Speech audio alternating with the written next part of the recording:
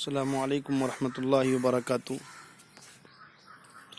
ناظرین کرام، آج ہم حاضر ہوئے ہیں حکیم الامت مجدد الملت حضرت سید مولانا اشرف علی صاحب تھانوی فاروقی رحمۃ اللہ علیہ کے باغ میں، جہاں پر حضرت تھانوی رحمۃ اللہ علیہ کی قبر مبارک اور آپ کا مزار مبارک ہے، جو جالی کے اندر سے نظر آ رہا ہے۔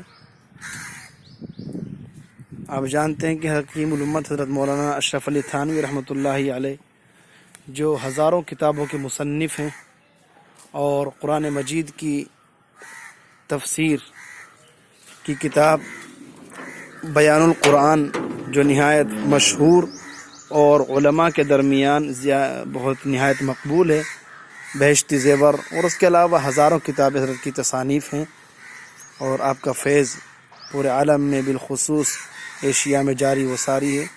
یہ حکیم الامت حضرت مولانا اشرف علی تھانوی رحمۃ اللہ علیہ کی قبر مبارک ہے، جو آپ کے ذاتی باغ میں بنائی گئی تھی، اور آپ یہیں پر مدفون ہیں۔ یہ چاروں طرف حضرت تھانوی رحمۃ اللہ علیہ کا باغ ہے، جو حضرت کا ذاتی ہے۔ السلام علیکم ورحمۃ اللہ وبرکاتہ۔